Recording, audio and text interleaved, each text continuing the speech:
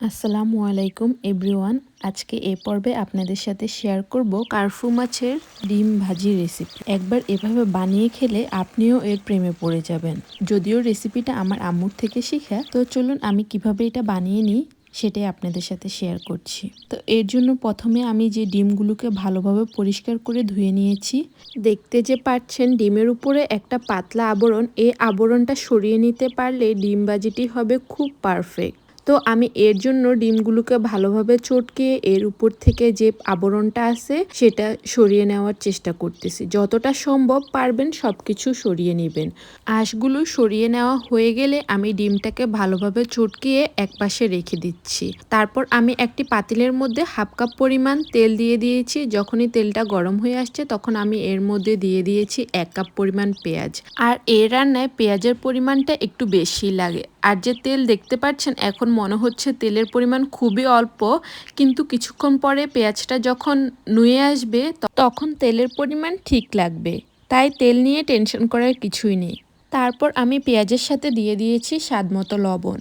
পেঁয়াজগুলো নাড়তে নাড়তে যখন দেখবেন এরকম কিছুটা নরম হয়ে আসছে তখনই আমি এর মধ্যে দিয়ে দিয়েছি 1 চা চামচ পরিমাণ মরিচের গুঁড়া, হাফ চা চামচ পরিমাণ হলুদের গুঁড়া, হাফ চা চামচ পরিমাণ জিরার গুঁড়া, 1 চা চামচ পরিমাণ আদা রসুন বাটা। তারপর এগুলি দিয়ে সবগুলোকে ভালোভাবে পেঁয়াজের সাথে তেলের উপর কষিয়ে নিচ্ছি। কষিয়ে নেওয়া হয়ে গেলে আমি এর সাথে দিয়ে দিয়েছি একটা টমেটো কুচি করে রাখা আর 5 থেকে 6টি কাঁচামরিচ ফালি। তারপর এগুলিকে আবারও ভালোভাবে তেলের সাথে ভেজে নিয়েছি। ভেজে নেওয়া হয়ে গেলে আমি এর মধ্যে দিয়ে দিয়েছি 1 কাপ পরিমাণ পানি।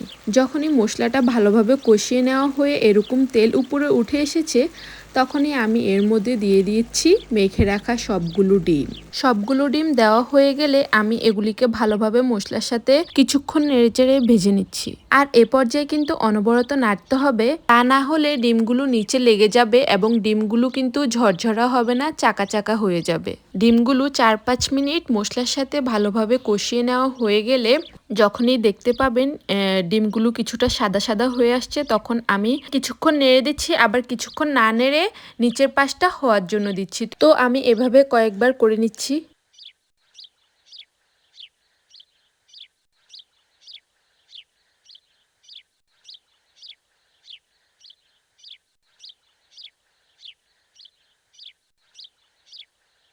তো 4-5 মিনিট ধরে ডিমটা এভাবে অনবরত নাড়তে নাড়তে যখন 60% সিদ্ধ হয়ে আসবে তখনই আমি এর মধ্যে দিয়ে দিয়েছি হাফ কাপ পরিমাণ পানি।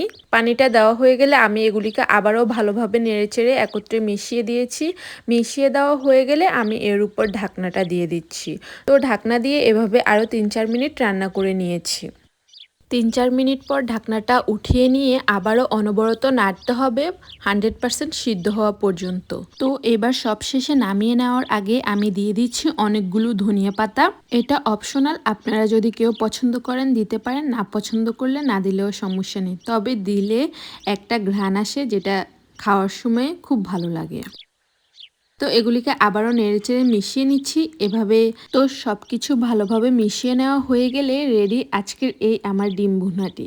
তবে আমার আম্মুকে দেখতাম কার্ফু মাছের পেটির যে অংশটা আছে সেখান থেকে ছোট ছোট করে কিছু মাছ কেটে দিত।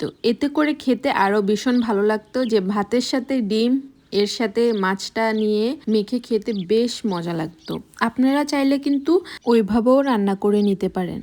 আমার আজকের এই ভিডিওটি আপনাদের কাছে ভালো লেগে থাকলে অবশ্যই লাইক, কমেন্টস এবং শেয়ার করবেন। এর সাথে পেজটি ফলো করে রাখবেন নতুন নতুন রেসিপি পেতে। এই ডিমবাজিটি কি ঠান্ডা হতে দেওয়া যায়?